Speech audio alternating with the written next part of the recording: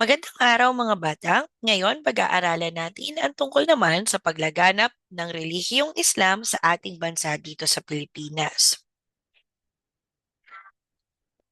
Paano nga ba lumaganap ang relihiyong Islam sa ating bansa? Ang ugnayan ng mga Pilipino at Arabe ay nabuo dahil sa kanilang pakikipagkalakalan.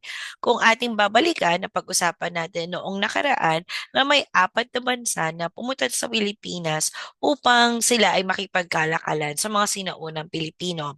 At isa doon ay ang mga Arabe. Dala ng mga Arabe ang relihiyong Islam at ito ay tinuro nila particularly sa mga taong taga-Sulu na merong gobyerno o pamahalaang sultanato. Isa sa mga kilalang nagpalaganap ng relihiyong Muslim sa may bandang Sulu sa sultanato niya ay si Sharif Muhammad Kabungsuan. So itong sultan na ito ang nagpalaganap ng relihiyong Islam sa bansa noong sa kanyang panahon. Ano nga ba ang relihiyong Islam? Ang salitang Islam ay mula sa salitang Arabic na ang ibig sabihin ay salaam. Ang ibig sabihin naman ng salaam ay lubusang pagsuko kay Allah. Sino ba si Allah? Si Allah ang nag-iisang Diyos ng mga Muslim. Ang Islam din ang kanilang relihiyon. So, huwag kayong malilito kung ito ba ay Muslim o Islam dahil ang Islam ang relihiyon. Samantala, tinatawag nating Muslim ang mga taong tagasunod o mga naniniwala sa relihiyong Islam. May mga ilang salita na ating pag-uusapan mamaya, ngunit maaaring matanong mo, paano ba nagsimula ang salitang or ang relihiyong Islam? Nagsimula ang relihiyong Islam sa pamamagitan ni Muhammad. Si Muhammad ay ipinanganak noong 570 CE sa Mecca. Siya ay isang mangangalakal na nagpakasal sa kanyang amo na si Kadiha. Sila ay may anim na anak. So, isang araw siya ay nagdarasal sa burol ng Mecca. At sa kanyang pagdarasal, nagpakita sa kanya si Angel Gabriel. Si Angel Gabriel ay nagsabi sa kanya na siya ay isang mensahero ng Diyos na si Allah. At sa loob ng 10 taon ay sinabi sa kanya ang lahat ng revolusyon. Matapos nito, isinulat niya ang lahat ng kanyang natutunan sa isang libro na ang pangalan ay Quran o Quran. Ang Quran o Quran, ang sagradong aklat ng mga Muslim o sa ating mga Kristiyano, tinatawag din itong Biblia. So again, ang libro o Bible ng mga Muslim ay tinatawag na Quran o Quran. Nagsimula ang relihiyong Muslim kay Muhammad. Bukod sa Quran, ay meron pa silang isang libro. Ito naman ay tinatawag na Sunnah. Ang Suna naman ay koleksyon ng mga wastong pamumuhay, tamang asal at gawain. So kung sa atin ngayon sa school, meron tayong tinatawag na GMRC, gayon din ang function ng Suna. Tinuturo niya ang mga mabubuting asal sa lahat ng mga Muslim. Ngunit, pagamat maganda ang simulain ng relihiyong Islam, maraming mga tao ang hindi naniwala agad-agad kay Muhammad. Kaya nagkaroon ng hegira. Ang hegira ay ang pagtakas ni Muhammad mula sa Mecca patungo sa Medina. Ito ay dahil maraming mga tao ang hindi pa naniniwala sa kanyang sinasabi. Ngunit sa kanyang pagtakas ay sa lugar na yon mas marami ang naniwala kaya't lumaganap ang relihiyong Islam. Ang relihiyong Islam ay may 5 haligi. Ito ay ang Shahada, Salat, Zakat, Saum, at Hajj. Pag-usapan natin isa-isa. Una, ang Shahada. Pag sinabi natin Shahada, ito ay ang paniniwala na walang ibang Diyos kundi si Allah at sa kanyang propeta na si Muhammad. So pag sinabi nating Shahada, dalawa ang pinakapinaniniwalaan ng mga Muslim. Una, si Allah bilang kanilang Diyos at si Muhammad bilang nag-iisa niyang propeta. Ang salat naman ay ang pagdarasal sa harap ng Mecca ng 5 beses sa isang araw. Ikaw ba ay nagdarasal araw-araw? Kung oo, ilang beses ka nagdarasal sa isang araw? Isipin natin, ang mga Muslim ay nagdarasal ng hindi lang isa, dalawa o tatlo, kung hindi 5 beses. Tulad mo na maaaring ikaw ay Katoliko na nagsa-sign of the cross kapag nakakita ng simbahan, ang mga Muslim naman ay nagdarasal sa harap or haharap sila sa kanilang Mecca. Ito ay sa panahon ng madaling araw, tanghali, hapon, paglubog ng araw at gabi. Ngayon, ang susunod na haligi ng Islam ay ang salitang zakat. Ang zakat ay contribution ng isang bahagi ng taunang kita ng mga Muslim na ginagamit sa pagtulong sa mahihirap at mga gawain para sa kanilang Diyos. So, kung sa mga Christians at sa mga Catholic, meron tayong tinatawag na offering, ganun din ang tawag natin sa Muslim. Meron din silang offering, ngunit tinatawag itong zakat. Ang saum naman o tinatawag din ng iba na puwasa ay pag-aayuno or fasting. Pag sinabi nating fasting, ito ay hindi pagkain sa limited na oras. So para sa mga Muslim, nagsisimula ang kanilang fasting mula sa pagtilaok ng manok hanggang sa bumaba ulit ang araw. So madalas, hindi sila pwedeng kumain, maaari lamang silang uminom ng tubig. At nangyayari ito sa panahon ng Ramadan. Kung Ramadan ito sa panahon ng mga Muslim, ang equivalent naman nito sa mga Kristiyano ay ang mahal na araw, na kung saan ginuginita natin ang pagkamatay ni Jesus at ang kanyang pagligtas sa mga tao mula sa kasalanan. Kaya madalas ang mga tao rin tuwing mahal na araw ay hindi rin sila kumakain basta-basta ng baboy dahil naniniwala sila na lalo na kapag Black Saturday ay namatay si Jesus at tuwing linggo naman ay nabuhay si Jesus. Katulad nga ng Sunday or the Easter Sunday na kung saan nagkakaroon ng pagdiriwang, ang mga Muslim din ay nagkakaroon ng pagdiriwang pagkatapos ng Ramadan.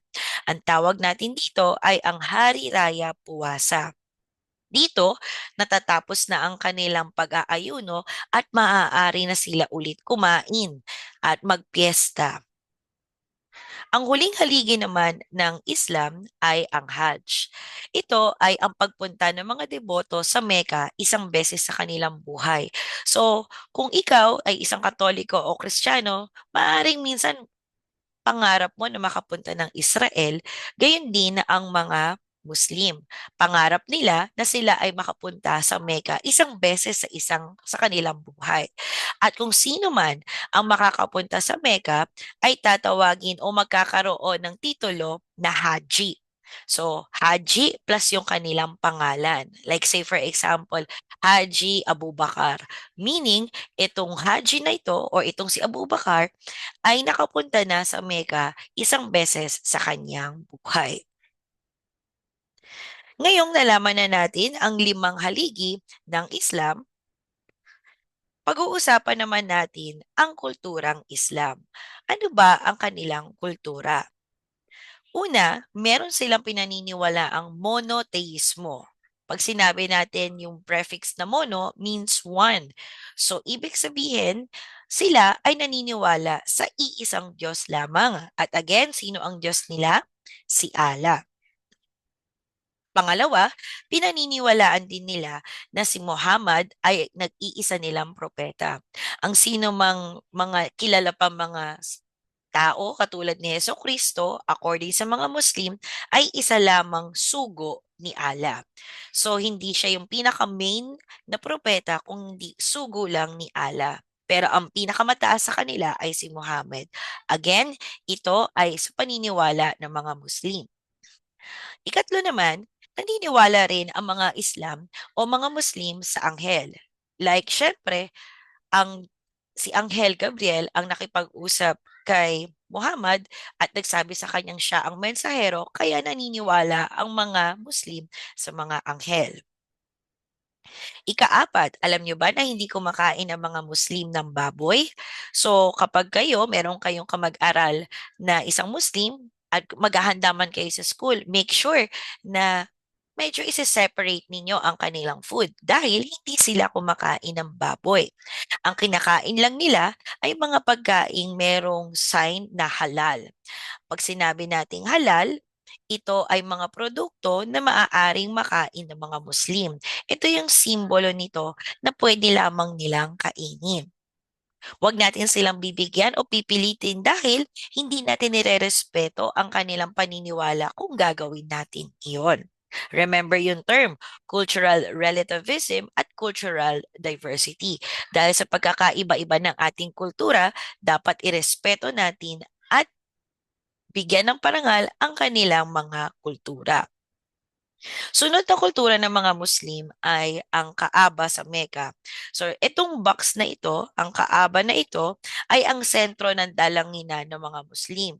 So, every time na magpe-pray sila, naalala natin yung kanilang prayer na 5 beses sa isang araw, dito sila haharap. According sa mga Muslim, itong box na to ay ginawa ni Ibrahim. Ika-anim, katulad ng nasabi natin nung una, ang kanilang banal na aklat ay tinatawag na Quran. Dito mababasa ang lahat ng mga batas at kautusan ni Allah. Ikapito naman, ang mga sumusunod na salita ay galing sa relihiyong Islam. Itong mga salitang ito ay makikita natin doon sa mga sultanato. So, di ba nag-aral na tayo tungkol sa sultanato? Itong mga ito ay nagmula sa relihiyong Islam. Una, yung panglima. Di ba? Napag-usapan natin na ang panglima ay kinatawan ng sultan sa gawaing pampamunuan katumbas ng gobernador sa pamahalaang sultanato. So kung ang sultanato ang hari, yung parang kanyang trusted officer ay tinatawag nating panglima. Next ay ang salitang imam. Kung sa mga Katoliko, pare, sa mga Kristiyano naman ay pastors, ang tawag naman sa mga Muslim ay imam. Sharia naman ay koleksyon ng mga sagradong batas tungkol sa Islam. So kung tayo ay merong saligang batas na sinusunod ng lahat ng tao, sa mga Muslim meron silang additional law which is sinatawag na Sharia. Next naman ay Moro. Ang Moro naman ay hango sa salitang Espanyol nang sila ay nakipagdigma sa Moor, Spain. So, ano po yung ibig sabihin nito? Yung time na to na naglalaban ng Espanyol, so tinawag nila ng mga Espanyol ang mga Muslim na Moro. So, unfortunately, sa paglalaban ng Muslim, kasi nga parang gusto nilang sakupin din ang Spain at ipahayag ang relihiyong Islam, natalo ang mga Muslim. Okay? Kaya ang nanaig sa Spain noon ay hindi Muslim, kundi Katolisismo. Which, nung tayo ay sinakop naman ng mga Espanyol, yun naman ang itinuro nilang relihiyon sa atin. Kaya katulad ng sinabi ni teacher noong nakaraan, dahil sa tagal ng mga Espanyol sa Pilipinas, ay mas marami sa Pilipinas ang may relihiyong Katolisismo kaysa sa Islam. Next ay ang kanilang espada na ang pangalan ay Kris. Ito ang kanilang ginawa o ginagamit na sandata. Sunod naman, kilala din ang epiko na ito na Indarapatra at Sulaiman na epiko which means mahabang kwento na nagpapakita ng tungkol sa kabayanihan. So ito ay isa sa mga sikat na literatura ng mga Muslim. Ngayon, pag-usapan naman natin ang iba't ibang paniniwala at tradisyon ng mga Muslim. Una, naniniwala sila sa poligamiya o pag-aasawa ng marami. So kung monotheismo meaning sila ay sumasamba sa iisang Diyos, pero pagdating sa kanilang pag-aasawa, okay lang sa kanila na magkaroon ng maraming asawa. Ito ay mula sa salitang polygamy, which means marami. Ngayon, kung ang isang Muslim na lalaki ay merong maraming asawa, ay ititira niya ito sa isang harem. Ang harem na ito ay isang bahay at may kanya-kanyang kwarto ang kanyang mga asawa para doon niya ito makasama. And syempre, ang mga Muslim na ito ay nagtatrabaho ng mabuti dahil hindi lamang isang pamilya ang kanyang bubuhayin. So kapag mas marami siyang asawa, mas marami siyang pamilyang dapat buhayin. Ikatlo, tandaan natin na ang mga Muslim ay matapang. Sila din ay maayos sa pagtanggap ng bisita, matapat na kaibigan, masipag at matyaga. Ikalima, ang sultanato ang tawag sa kanilang organisadong pamahalaan. So, maaaring ngayon, maririnig ninyo, lalo na sa BARM or sa ARMM noon, okay, madalas meron pa rin sila ngayong mga sultanato. Okay?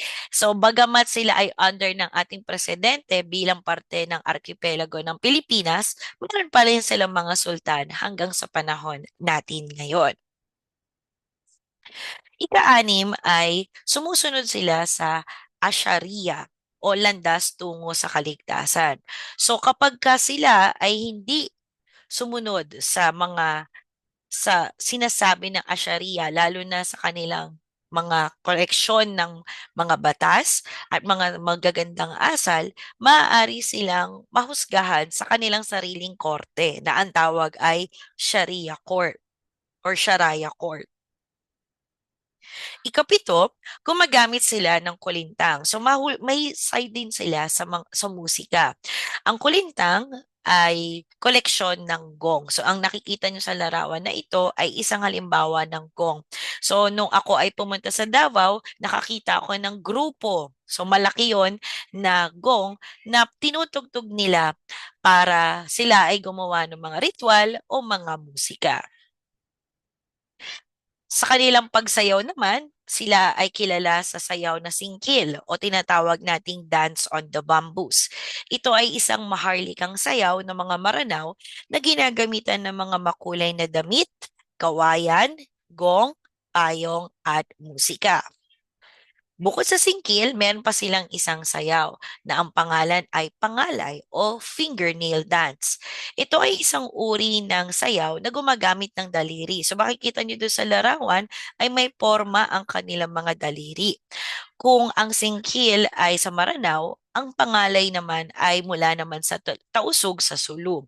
So ito ay madalas na sinasayaw tuwing may kasalan o piyesta. At syempre, ang pangsampu naman ay ang kanilang mga moske.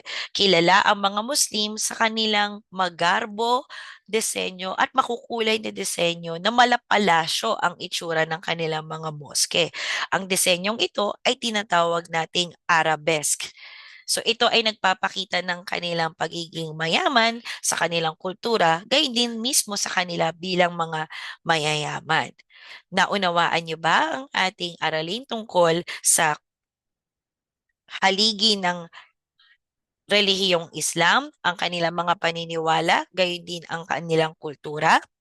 Kung ganon, maghanda tayo ngayon sa pagsasanay. Para sa pagsasanay 1, tukuyin ang salitang ipinapahayag ng bawat bilang. Isulat lamang ang sagot sa inyong notebook. Handa na ba kayo? Simulan natin. Siya ang kinakilalang nagtatag ng relihiyong Muslim at tinaguri ang propeta ng mga ito.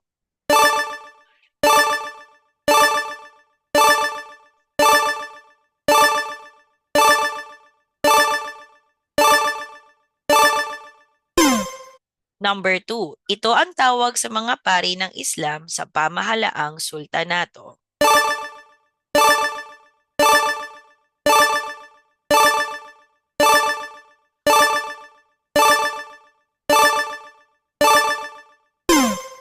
Number 3, ito ang tawag sa pagpunta ng mga deboto sa Mecca isang beses sa kanilang buhay.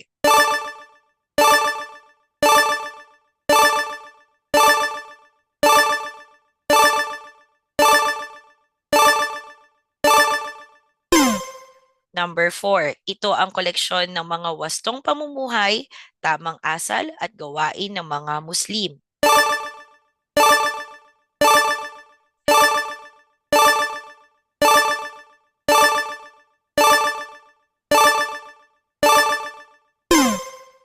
Number 5, siya ang nag-iisa at tunay na Diyos na pinaniniwalaan ng mga Muslim.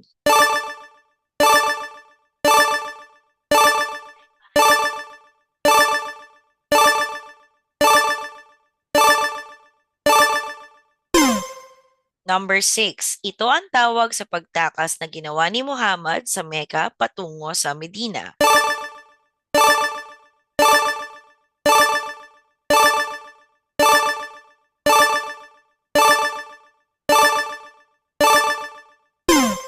Next, ito ang banal na pakikipaglaban ng mga Muslim.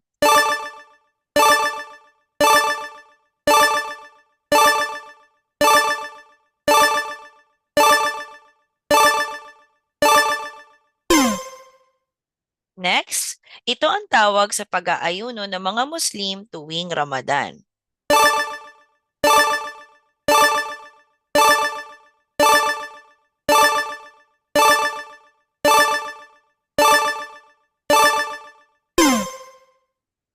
Next, ito ang paniniwala ng mga Muslim sa iisang Diyos.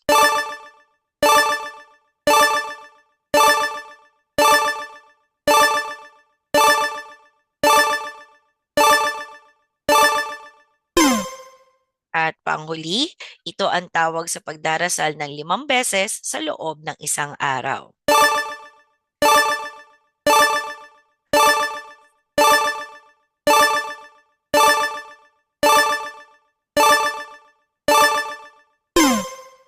Para naman sa pagsasanay 2, tukuyin kung ang dalawang pahayag ay tama. Lagyan mo ito ng check. Ngunit kung iisa lamang ang tama o parehas ay mali, lagyan mo ito ng X. Again, suriin mabuti base sa ating napag-aralan kung ang pahayag o ang dalawang pahayag ay tama. Kung ito ay tama, lagyan ng check. Kung isa o maaaring dalawa ay mali, maaari mong lagyan ng X ito. Simulan natin. Si Muhammad ang kinikilalang Diyos ng mga Muslim. Ang mga Muslim ay nagdarasal ng 5 beses sa isang araw sa harap ng Mecca.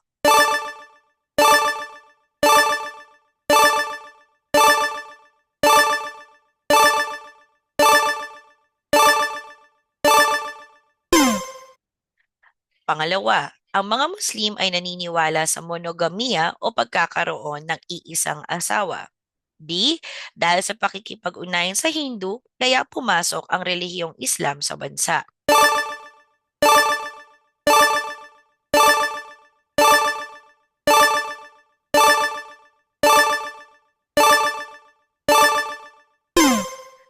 Next, number 3. Si Muhammad ay mula sa Medina. Hindi kumakain ng karneng baboy ang mga Muslim.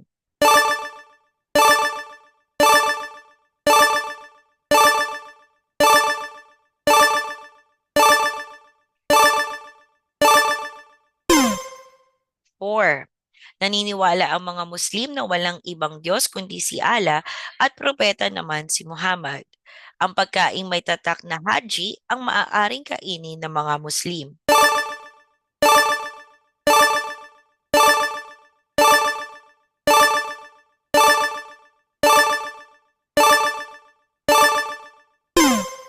Number 5.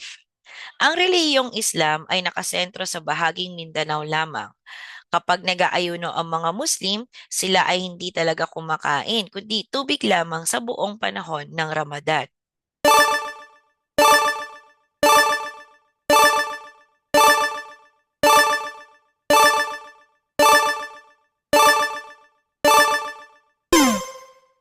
Next, number 6. Ang Ramadan ng mga Muslim ay katumbas ng mahal na araw ng mga Kristiyano. Ang mga sultan tulad ni Sharif Mohammed Kabungsuan ang nagpalaganap ng relihiyong Islam sa bansa.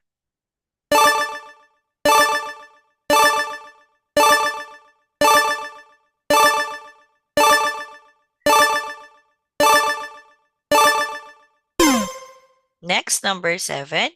Ang sinumang magtagumpay na makarating sa Mecca ay binibigyan ng titulong haji. B. Bahagi ng paniniwala ng mga Muslim ang pagbibigay ng isang bahagi ng kita upang magamit sa pagtulong sa mahihirap.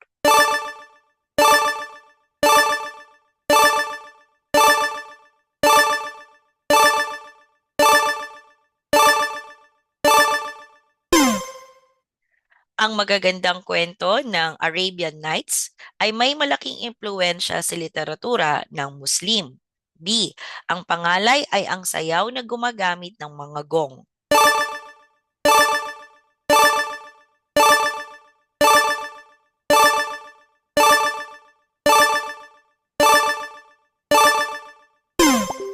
Number 9, ang mga Muslim ay tinatawag na mga Moro na mga Amerikano. D. Singkil ang tawag sa koleksyon ng gong.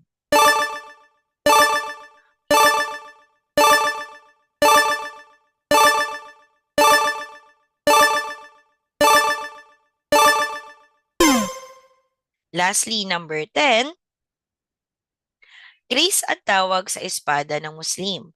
Sa simbahan, sumasamba at nagdarasal ang mga Muslim.